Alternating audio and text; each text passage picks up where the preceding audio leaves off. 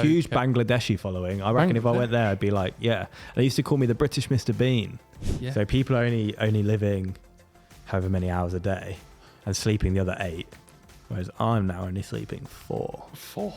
So chin up, guys. So the biggest benefit for me from the circle was the money. If I didn't have a following, I wouldn't have social media. Fly model aircraft and play rugby and walk in the forest and don't take your phone. So today I am joined on the podcast with Alex. Woo! And I just know Alex as Alex from the Circle. Yeah, many people do. But what else is there to Alex? Oh, not a lot, actually. Not a lot. Yeah. Yeah, the Circle, it was interesting, and I'm not sure how you find it being from reality TV background yourself. Yes. But I found it really quite a transition of people. You go onto this show for a however many week period, but it's weeks. It's not often. It's weeks. It's not a huge amount of time. Oh wow! But it's not like days or hours. No, so it was 6 weeks. The Circle, but when you go onto it and you come off, what seems like a short time to you then defines how people see you. They see me as like Alex from the Circle, but it was only a very short period of my life. Okay. And that's how you're defined as like, oh, reality TV guy. But as you have clearly shown to many people and myself as well from knowing you, that there's a lot more to you than reality TV, and your career isn't reality TV, right? No. Yeah. So I think that's really interesting because I find that quite often. That's interesting. So if you don't want people kind of reality TV and the Circle, what would Alex like to be defined by, or kind of if there was a legacy of a legacy of Alex? So a legacy of Alex. Jumping in with the hard questions, Martin. I like it. The Circle came about because of my career in social media anyway. Oh, I didn't know. It was like a full circle thing. Excuse the pun. I came out of university, studied politics. Okay. Yeah. And then down in Bristol, and I came out of that and I joined some friends who had started a little thing called Unilad at the time, which was a social media platform, as everyone knows it, now huge, obviously. And I joined that and I had a career in social media there and freelancing and various other pieces, including building my own channels before the Circle. Okay. So I actually went onto the Circle with like a social media following and experience in social media and things. And then what became difficult is doing a stint on there and coming off, and then everyone thinking that was the reason for my following or for my experience on social. So when now I'm very fortunate to have a business called Flint, and we help brands build social media channels. Okay. I don't want my clients to think that my only experience of social media is from the automatic gain you get from being on TV. From reality TV. Rather than actually having to grind and build followers and create good content and stuff, yeah. I understand, because if you look on your Instagram now, it's almost on 100,000 Instagram followers. I was on 115. Oh. I know. There's a mass exodus. No. I didn't get cancelled or anything, but I just feel like people got bored. Just okay. Yeah. Sort of kind of almost what the content they might have followed you initially being, and then it was... And the biggest, actually, this is quite funny, the biggest unfollowing I ever got was when I got married. Oh, So, you heartbroke all the single ladies. All men. I had quite a big gay following as well. Oh, okay. Yeah. I don't know why, but apparently quite desirable. It's almost 20,000 people. That's it. That's a lot of people. There I was trying to do reality TV dating shows to try and find the one, but maybe I should have just followed your legacy and just kind of put content onto Instagram. And there it is, yeah. But how has it been for you? How has coming off a reality TV show yourself, but also having your background of your passion for model aircraft and various other business ventures, list as long as my arm. How has that been? It's been interesting. I was on kind of the early days of kind of Facebook Marketplace and kind of Facebook groups. Wow. Was kind of where my business mainly started off on, probably when I was around about 10, 12 years old. I can't quite remember exactly, but I was about 10 or 12 years old, and it was sort of the early days of Facebook groups, and I'd sort of buy items from China or from eBay or from kind of like bring and buy sales for radio-controlled model aircraft. I'd take them home, sort them out, list them on the Facebook groups, and they would sell quite quickly. And it sort of, over the years, it just kind of built up to sort of kind of this quite big Facebook following. Incredible. And I'd always kind of find myself unintentionally setting a trend or something. There was a time when I'd be at events and shows, and these shows are normally in the middle of a field somewhere, and it's quite hard for phone signal. Yeah. So I used to just wear these yellow trousers and a red shirt, and unintentionally I looked like Rupert the Bear. And from that kind of created a whole kind of spotted craze. Wherever I'd go, there'd be a random photo of me popped up on social media. I love that. That someone took without me knowing, going, spotted Martin Thompson. And that sort of kind of built up and grew. And so did the business. And then it got to the point where these people went from kind of taking photos, or where people were taking photos of me going, spotted Martin. Yeah. It was then I was at events and people would be coming up to me going, are you Martin, who lists and sells all the model aeroplane Amazing. bits and pieces? And that was terrifying. That was, you're like 17, 18 years old. Yeah. And you're being recognised. And you might have had it as well. You never actually quite know when you'll be recognised. Yeah. You can spot kind of someone's eyes, or you sort of know when someone recognises you. Have you had that at all, sort of out in public? And yeah, it's a weird feeling. I think so, because it's hard to put my finger on it, but the Circle was never, I would say, wasn't a huge success. It wasn't a success like the likes of Love Island and other shows where you know you're going to come off and people will know. Okay. So I came off, and there's like, it's almost like in people's minds, like a tenuous link that you were like, went to the same uni as them, or that you're like an old friend, or they just seem to think they know you, but they don't know why. So this is the thing that I have a lot, is people come up and go, I really recognize you from somewhere, man. Like, where? And I hate just being like, I'm the guy from the Circle. So I just go like, I don't know, where would you know me from? They go, I just know you. Did you go to Portsmouth Uni? I go, no. Did you do this? No. Did you do that? No. And eventually I go, yeah, well, the Circle? And they're like, oh, the Circle, yeah. I love that show. Yeah. And then you get chatting. Then you get chatting about... Most of the time I just go, sorry, I don't know you, and just walk off. It's sort of, I'm a little bit tight on time. I remember I was on the way back from an event one time. It was Birmingham, and it was about 7 o'clock in the evening. And I walked into Banbury McDonald's. Strong. I know.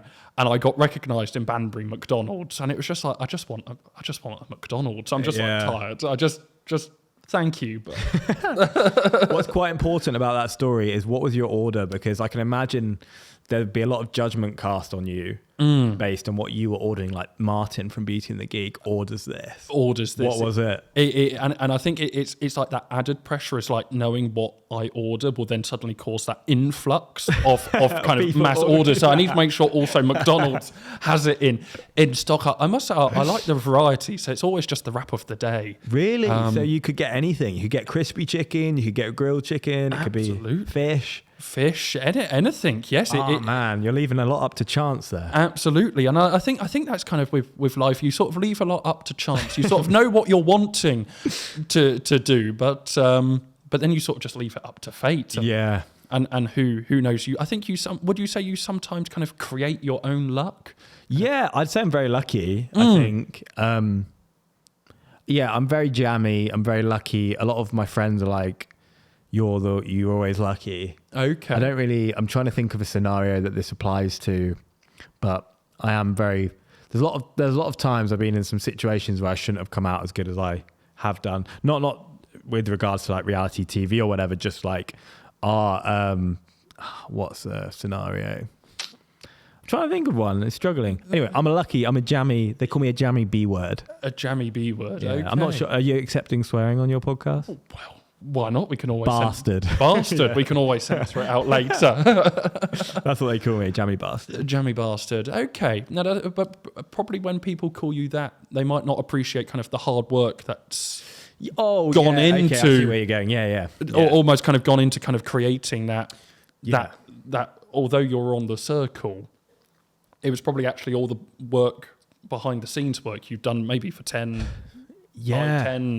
15 years or so that people just don't see in terms of kind of creating your social media content. And right, yeah, I get you. No, yeah, I mean, it was definitely a boost for sure, but and what it did help was it gave me a much bigger UK following. Okay. Because I had a very big international following, which meant brands were often not very interested in working with me on paid stuff or paid content because they wanted UK. And I think I was like 20% UK at the time. Huge Bangladeshi following. I reckon if I went there, I'd be like, yeah. They used to call me the British Mr. Bean. The British Mr. Bean? Yeah, because I used to make comedy sketches. In Bangladesh? Well, that's just what the comments would say. Oh, okay. And then when I went on my insights, it would just say like 80% Bangladesh. So I reckon if I went there, I'd be welcomed like a hero. You'd be welcomed like a hero. Yeah, that's on my bucket list. Visiting Bangladesh? Yeah, because I just might be like really famous. I love that. Yes. That's what I'm thinking. So I might go there. Shout out to my Bangladeshi crew. Yeah. Another thing that I found when it comes to like building your following and the grind behind it is not people only see through social. They see 2% of your life or 5% maybe max. If you think you might post a 15-second Instagram story a day. Yeah, exactly. There's still 23 hours, 59 minutes and 45 seconds of the day and not just that 15-second. For sure. Instagram I know like for yourself, you're always working. Always. Yeah. And like, I mean, I'm sure it'd be cool actually, I think, to hear like what you've been doing this week, because I know that you would have been to like 7 different places or something. That's a good question. And I think that actually almost links on a little bit. I had that kind of post Beauty and the Geek. It was all of a sudden people would sort of, oh, you're on television, you're famous. I think my biggest pet peeve was you'd be in a scenario and someone would say, Martin won a reality TV show. And then everyone would say, what TV show? What TV show? And you would say Beauty and the Geek. And it was almost kind of like a continuous, everyone would say, oh, I know that show. But then they didn't actually know that show. Yeah. And it always drives me. It's just say, no, you don't. No, you don't. And then a lot of people, I got onto Beauty and the Geek because of my passion for model aircraft flying and kind of the business I had in that.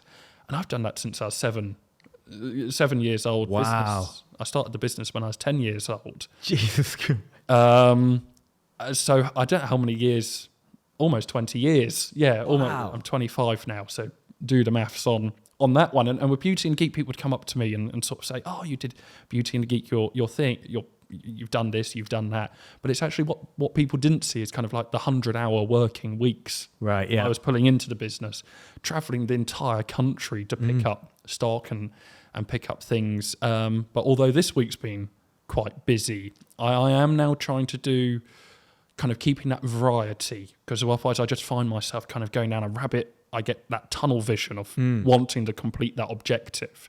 But by going down that tunnel vision route, trying to complete that objective, you're blind to so many different things you're missing out on. Yeah. I'm just trying to think what I've done this week. It's Tuesday today. It is, it? yeah.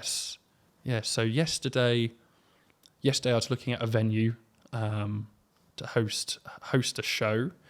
Sunday Are you allowed to talk about your show or no? Oh, the show. Well, it's a work in progress. Okay. It is. I found myself now the owner of the Wings and Wheels model aircraft show. The Congratulations. UK. Thank you. The UK's longest running model aircraft show. No pressure. No pressure there. And I'm currently on the hunt for a venue for it. So hopefully by the time this podcast comes out, I would have sorted a venue. Amazing. Fingers crossed. But really, actually, with that, I sort of it's kind of got the following of the show. It's got good numbers. It's got good attendance. But I kind of look back on my own life. My own life's just sort of being so heavily impacted by my hobby and my passion of model aircraft flying. I've done reality TV. I've travelled the world. I've met so many fantastic people.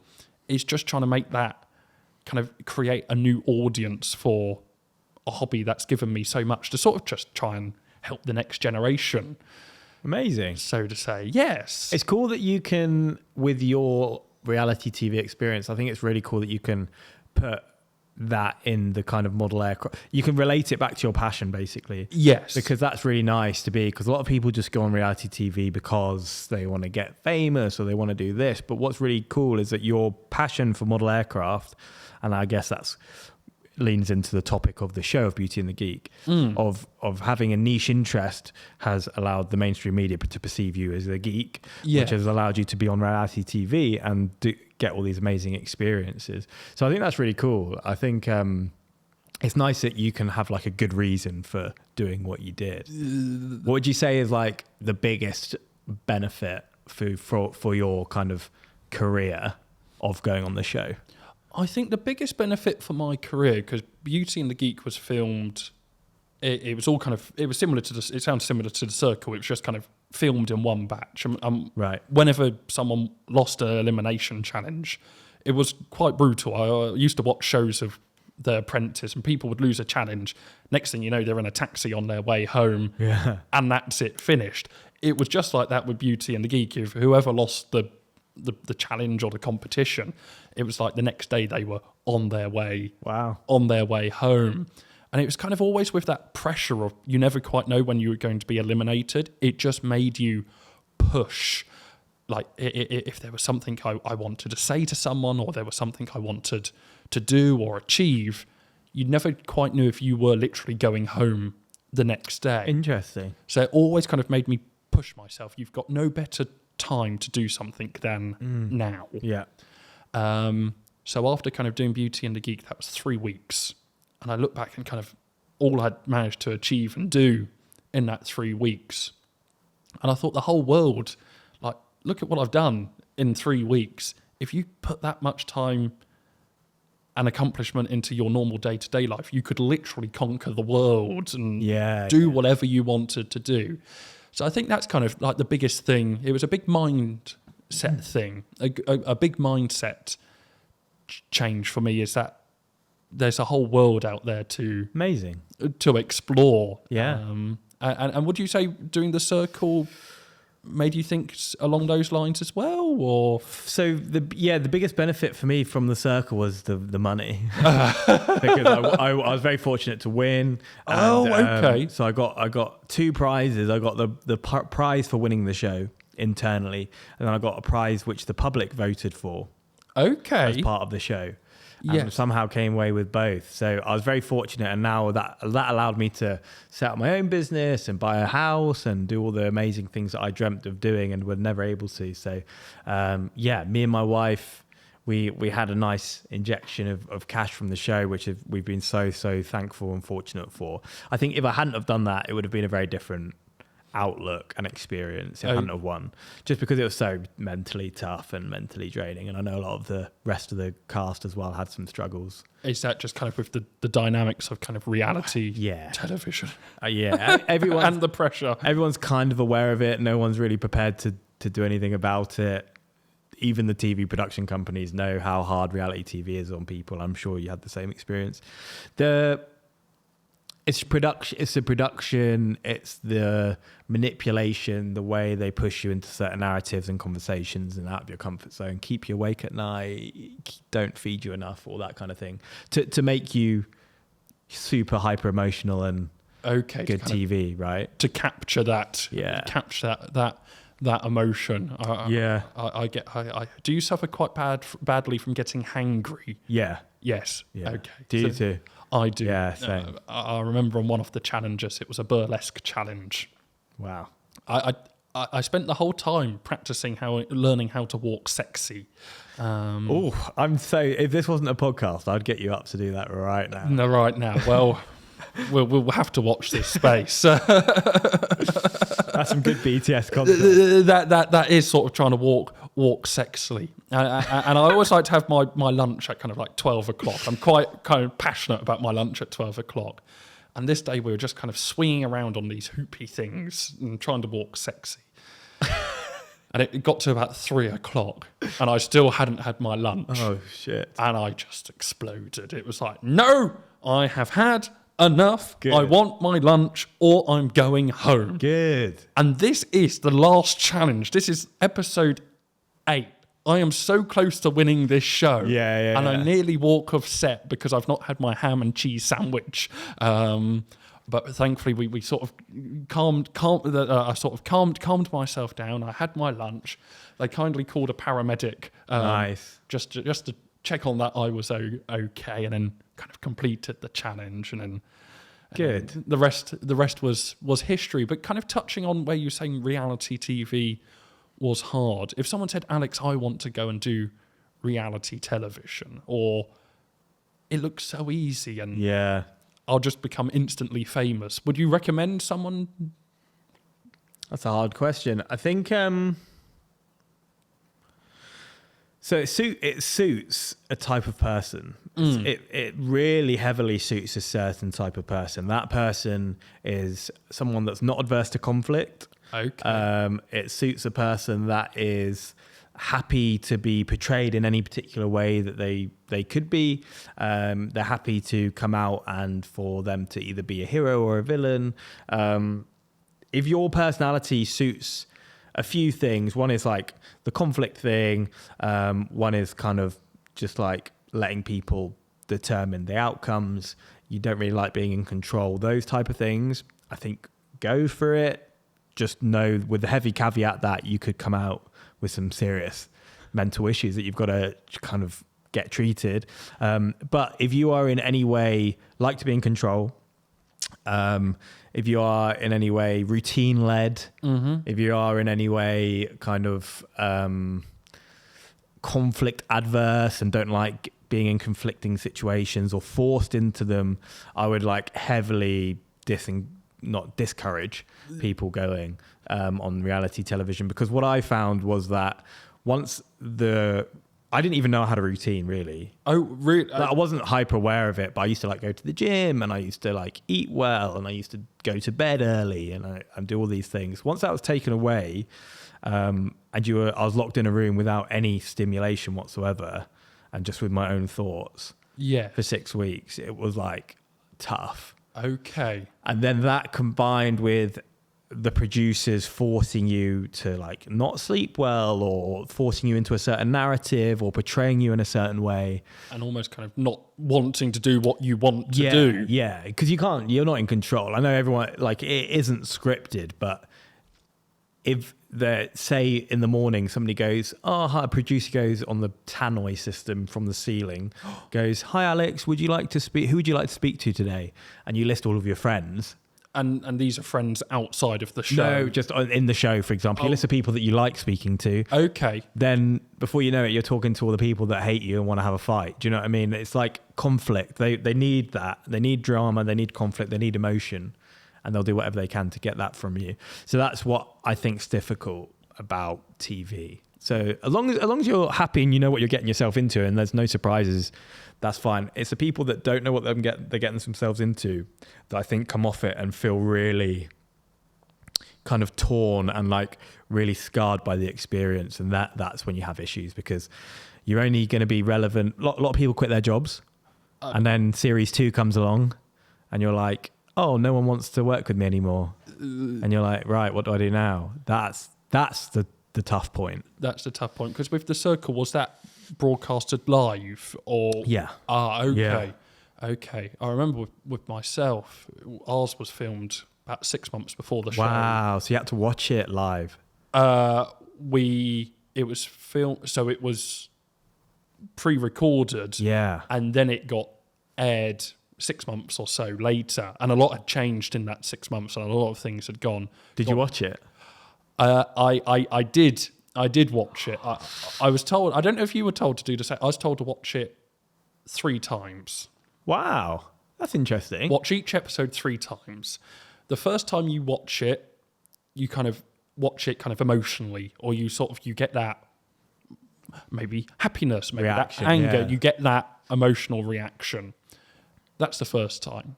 The second time you watch it, you sort of kind of watch it kind of objectively. Oh, actually, you kind of almost watch it without the emotion attached. You sort of kind of watch, oh, I didn't realise, I didn't recognise that point, or I didn't pick up on that first time around because I was watching it emotionally, and watch it the third time because come the third time, you've lost interest. You've got bored and want to do something else, and you just don't really care any more about it. And that was quite interesting with that, because I had that 6-month gap, and show was filmed. I couldn't tell anyone about the show, couldn't tell anyone I'd won, but I sold my business. I set about kind of this new narrative of I'm going to change the world. I'm going to conquer the world. The whole world is my oyster, because I've completed so much in that 3 weeks. I thought I could take that into the real world. Yeah. And all I basically did was kind of burn myself out. Sure. I'd lost that routine that you touched on, kind of that routine and doing things, and that kind of that stimulation to just kind of sitting in my office trying to think of something to do. And then all at the same time, you're sort of thinking, well, in 6 months' time, the show's going to air. My life's going to change. I'm reality TV winner. Might have all these opportunities. So I can't commit to anything because I'm going to have all those opportunities coming up to me in the long run. And in reality, they don't really come around. It doesn't come around. That combined with, at the time, people are then watching you on TV and they're sending you messages going, oh my word, Martin, your life's changed. You're doing so well. You loved it. And obviously, Beauty and the Geek, it's yourself paired up with someone else, and the relationship I had in the show didn't last long term, like a lot of reality TV relationships in that environment. So I had lots of questions about the relationship and other things going on, and I just found that so hard, and it was quite weird. I found it quite hard because on one hand, I'm a reality TV winner. I'd also just published my first book, ironically enough, about my experiences working in Bangladesh. Wow. So I'd done the show, published a book, sold a business, all by the time I was 25. Incredible. But on the other hand, I was sat in my office with nothing to do, watching myself on TV, rather bored, not really knowing what to do with no purpose in life. It was like this really weird conflicting emotions. It's like I should be up here, but I'm actually feeling down. Sure. Yeah. Down here. And it was just by chance I was doing a long distance walk, the Cape Wrath Trail. Wow. How far? Crikey. I think off the top of my head, it's 177 miles from the far Cape Wrath in Scotland all the way down to Inverness. So I sort of did this walk for charity. I actually did the walk for the Samaritans. Wow. Because through all this kind of reality TV stuff, you kind of realise, maybe as men or as people, or it's kind of, I don't quite know. I don't quite know the correct way of saying it, but it's amazing how precious your mental health is, and actually how it can be kind of affected by things. So I thought we'd raise money for a good cause, just to sort of kind of help. Fantastic. Help people. And during this walk, Ben, who I was walking with, he became ill. We're stuck in Scotland. There's only one house around. And it was a big house with lots of shiny big 4x4s. So I went knocking on it saying, my friend Ben is ill. We need help. And this lady comes kind of out the house. And she invited us in, looked after us, and it kind of transpired. This lady looked after us, and then very kindly drove us an hour. Wow. Out her way, and it afterwards it turned out she was. I can't give too much away, but she's sort of within the top 10 most wealthiest families in Britain. Wow. Like you'd think, kind of money. Yeah, incredible. You've got everything you ever wanted. And we're in this car ride, and obviously at this time I'm still an emotional wreck because reality TV is happening. And she just said, Martin, we were talking, and she just said to me, Martin, do you know the thing that brings me the greatest pleasure in life? And I'm thinking... You got pretty deep. It was a deep conversation. The thing that brings me the greatest pleasure in life. And it was like, no, she is this person, all of this, the whole world. You can do anything in the world. She just says, I really like cutting the grass. And my dad when my dad was around, he really enjoyed reading books on how to cut logs.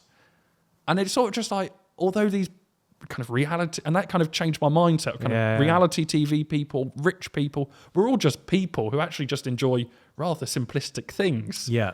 And I think that's really overlooked in like modern society is the simplistic things. Like I love just leaving my phone somewhere. Wherever, just in my house, in my car, whatever, and just going off. I walk my dog, and I just walk, and I just don't even take my phone, and I just what will be like. We're humans, we'll survive somehow. Do you know what I mean? We don't need a phone. And then you just think like, whoa, people used to live like this. You know what I mean? People didn't used to be on their phones scrolling all the time, addicted to social media apps. I know that sounds a bit contradictory because I run a social media business, but I think it's really important. If I didn't have a following, I wouldn't have social media. Okay. I am of the mindset that it's really unhealthy and really bad for us. Okay. And it provides a good way of communicating. It provides a good way of getting news quickly and stuff, but in general, I hate social media.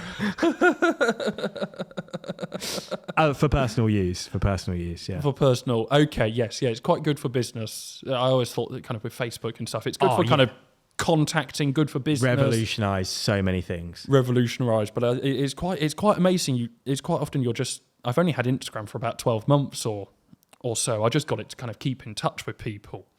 And I think that's actually quite. You're on the train, you're on the way home, and you just see people just scrolling through people's stories, and it's just relent. It's just you could be reading a book or something, but you're just scrolling through people's circles. 100%. Almost basing what someone else is doing for that 15-second story, and that then makes you feel bad or makes you feel good, and it's just such a. Yeah, and I really try and make a point to everyone I'm with when I'm with them and whatever we're doing. And if they're pulling out their phones, I'm just like, unless you're taking a picture of the moment so that you can look at it later on and reminisce, even though I don't really believe in that. Filming a firework display. Yeah, you're like, oh, I'm going to take a picture of my dinner. Do you know what I mean? But if people do that, I think, great. If you're looking at someone else's Instagram story of them on a night out or something whilst you're on a night out, you're doing something really wrong. You should be just living in that moment and enjoying yourself for it. And because no one actually, like, I don't watch somebody's Instagram story and be like, oh my God, that's so cool. Unless it's like, unless you're surfing in Tahiti. Or this podcast. Yeah. Again, that content I love. Absolutely. I love the fact that people can get their names out, their brand's content. But what I hate is just people living other people's lives when they're in like super cool scenarios. Like the amount of people I'm in like Epping Forest, beautiful forest. I'll be in deep in the forest with my dog, playing fetch, doing all sorts of stuff. And then there'll be like somebody walking along with their dog and like scrolling, looking down at their phone, and they'll do it the whole time. And I'm like, what are you doing? Yes. Do you not appreciate like where you are, what you're doing? And I think depression and mental health problems helped me gain perspective on that. Okay. Post the circle. Yeah. Before the circle, I didn't have a clue, but now I just really appreciate the simple things, like cutting the grass. Yes. Yeah. Yes. Okay. No, I like that. And kind of if you're walking, you're walking around enjoying nature. It's sort of quite nice. You don't have the phone bombarding you. And it's although we can kind of put these deadlines, some things there are deadlines and timescales on things. It's actually the world still carries on spinning around, and you've got your own 24 hours. In that life. So if your message was to anyone out there or anyone watching this to sort of maybe they're feeling a bit bad or sort of they're wanting to maybe get more active or get off social media, and would you have any advice?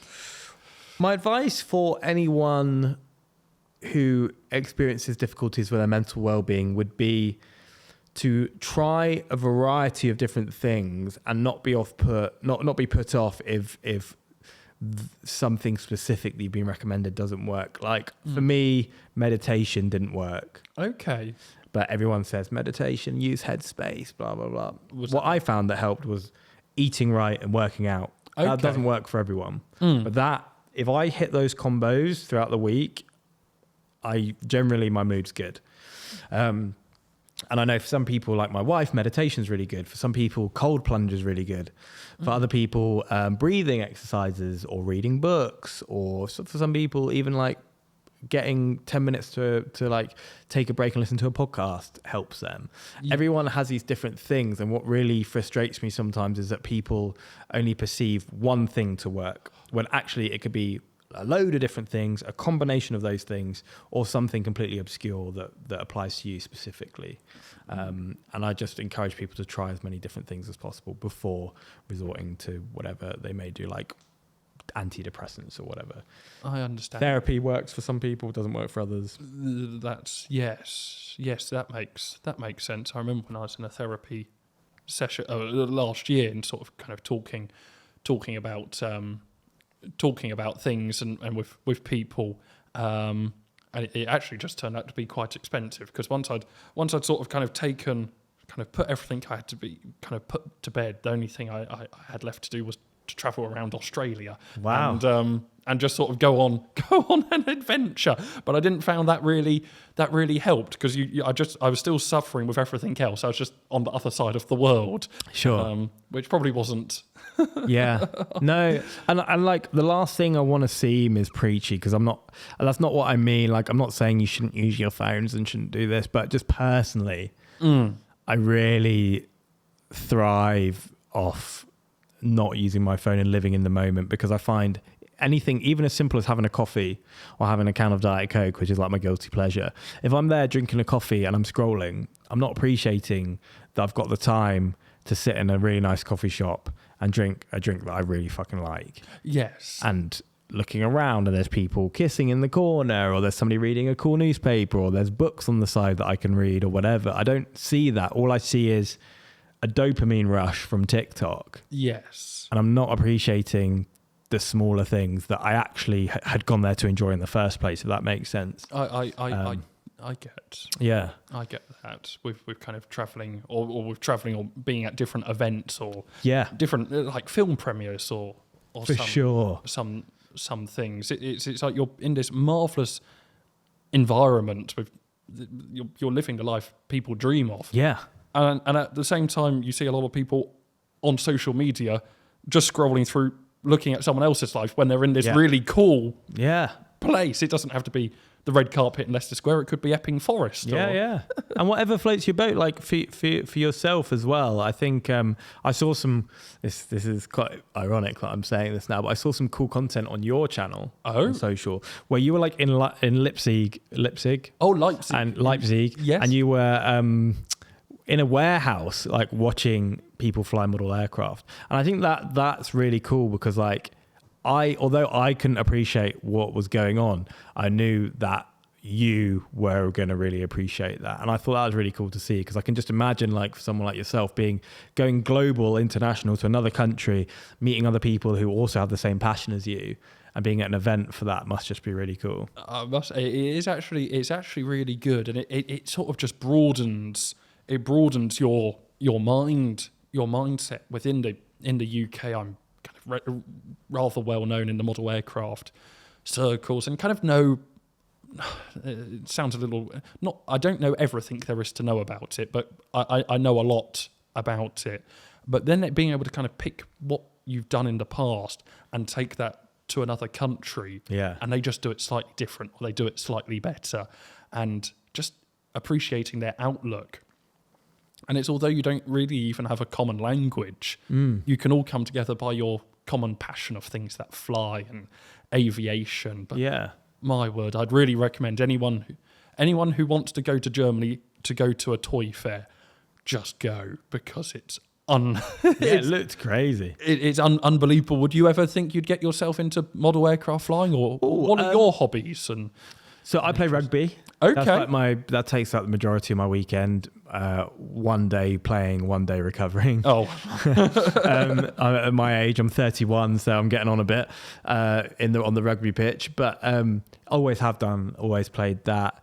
that's been a passion of mine from a very young age. And then fitness, just in general. I love running. Okay. When I go running and I just like do a 10K I always do trail running. There's probably a common theme here. I just love being outside. Just being outside running. Yeah. Yes. So being outside somewhere, I'll just drive. I'll pick a place on my phone, drive there, and then I'll just leave everything in the car and I'll just run. Okay. And then I'll just do an hour or whatever, and I'll come back to the car, unlock the car. I've got one of those padlocks that you like put the key in and then it clips onto your car, so you don't have to take anything with you. Oh wow! So you just sort of just leave your car key. Leave my life. You leave your life. Yeah. Even your mobile phone. Yeah. Oh wow. Yeah. So and I'll just run on tracks.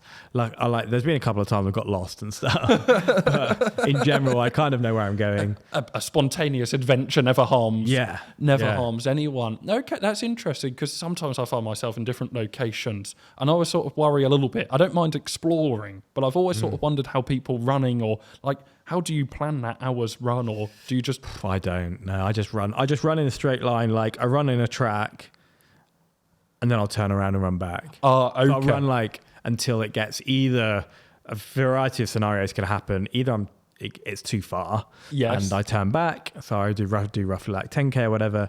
The second one, I always have my Apple Watch on, so it tells me how far I've gone. It doesn't tell me where I am though. Okay. But the second one is if it gets too complex. You know, if you run and then you're like, there's too many like paths coming off and trails and stuff, that's when I turn around. Okay, you're not quite sure which direction you're going. Oh, that's bad. Because I've got generally a good sense of direction, but sometimes I'll be like deep in like some random field somewhere and I'll be like, shit, I've really stuffed this up. And the last scenario is if I get too hungry. Oh. Yeah. Yes. But I did the other day. I was furious because I left everything in the car, ran, and in the middle of the forest was like a shipping container with a cafe. And they were doing like, they're banging out like paninis, toasties, wraps, and I didn't have any money. Oh. That was I was so annoyed. So next time I'm going to go back there and I'm going to take a credit card. Just take a card. Yeah. Yes. Take my card with me. That was annoying. Okay. But yeah, I just like to escape. I like to, whether it's reality or what the kind of reality is these days, I just like to escape it and get out there. And I find that that's what helps me deal with any mental health or well-being issues, is that in the grand scheme of things, in the bigger picture, it's often not that deep for me. I follow, and I saw on your Instagram you've just recently become a father. I have, yeah. That's a whole nother thing. Oh, yeah. Babies are crazy. Babies are reality TV shows or babies? What if one had? Would you? One brings me significant joy. The other one. Significant money. Can get in the bin. Being a father is the best thing that's ever happened to me, yeah, for sure. He's smiling now. Yes. Which is great. So wake up in the middle of the night, 4 a.m. job with a screaming baby, and you go over to him and he just has the biggest grin on his face. You just can't. There's no other feeling like it, man. You can't. How old's 3 months now. Oh, 3 months. Okay. 3 months today. 3 months today? Yeah. Happy Crazy. 3 months. I know. I don't know what to do. Do I like throw a party? Like I don't. Oh, I think you must. We made it this far. That feels like it's way longer. Yeah. It's probably with all the broken sleep schedules and everything. It feels like 6 months or I feel like you just see a lot more of the day. Do you know what I mean? Like,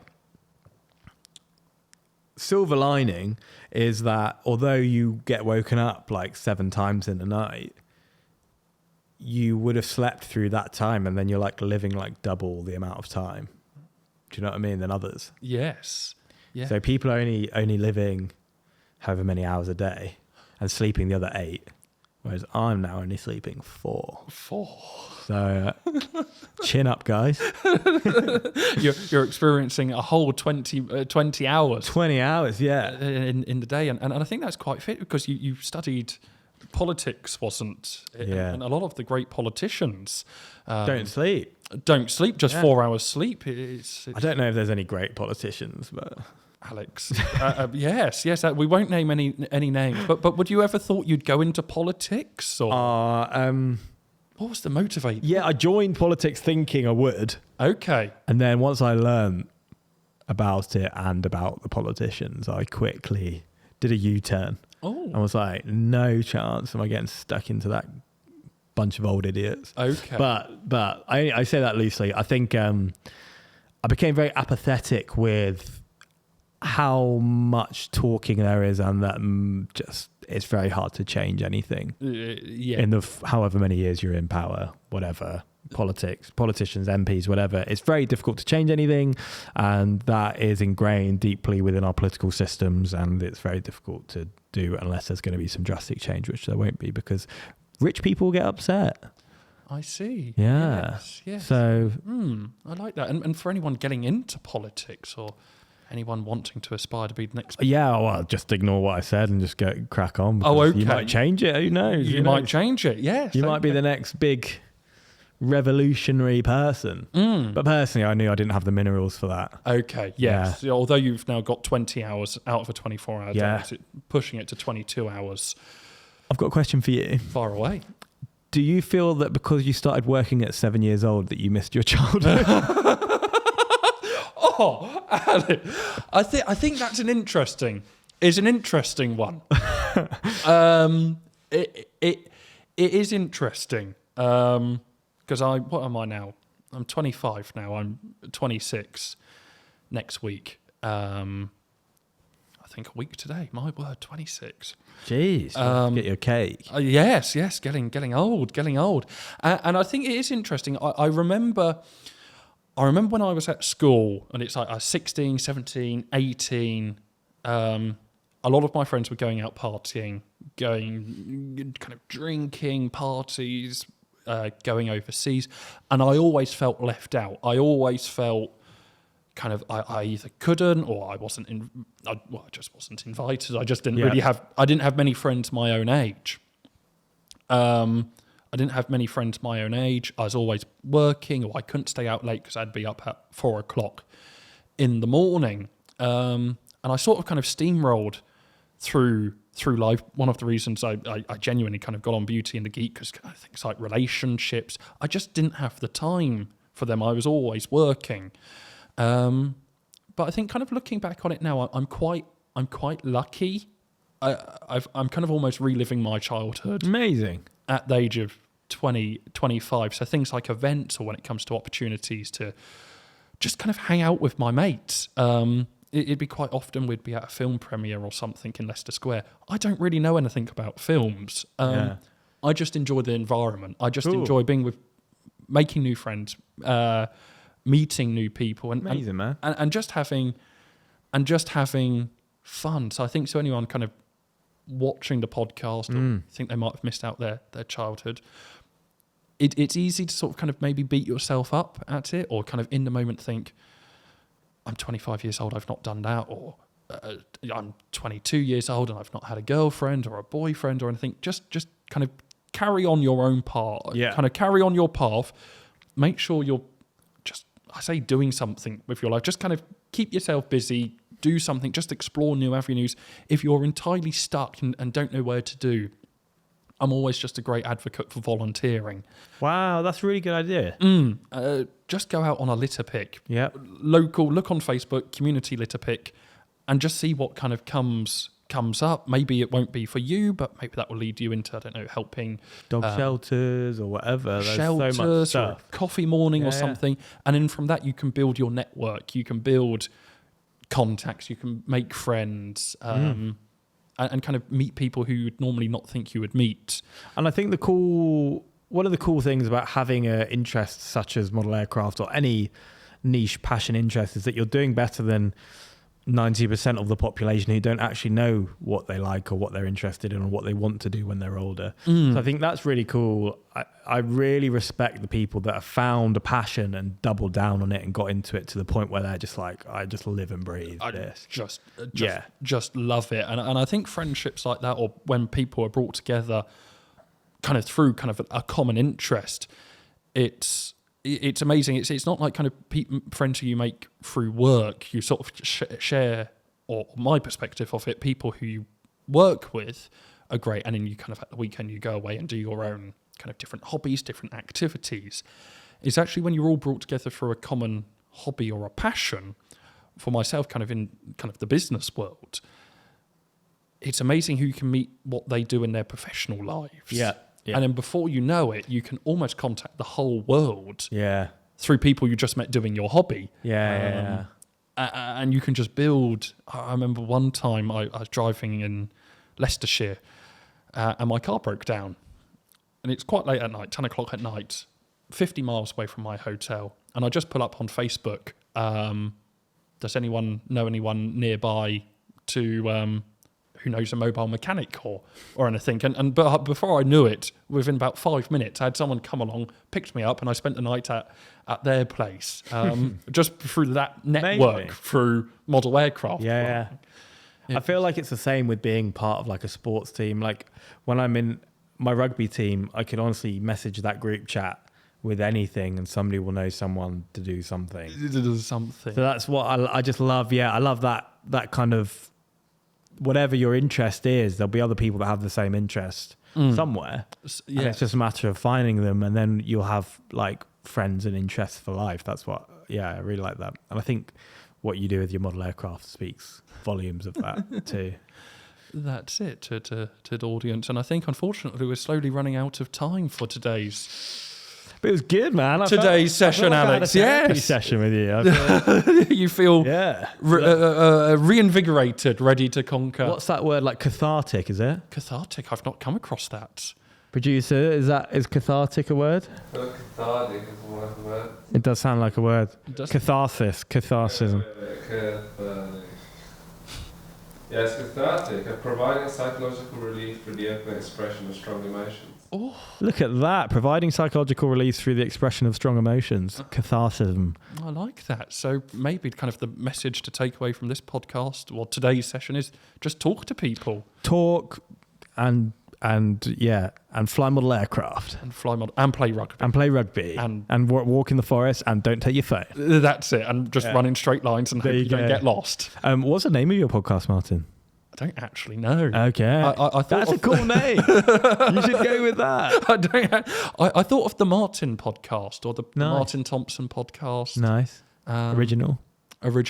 I don't quite know. I just thought I'd start. Film it and just sort of see, almost kind of like running. That should be your message. Just start. Whatever you want to do, just start. And who knows where you'll end up. Who knows where we will end up. All you 7-year-olds out there, just start. That's it. Put one foot in front of the other or a microphone in front of someone's face and just record and see what magic gets created. Thanks for having me, man. No worries. Thanks for coming on, Alex.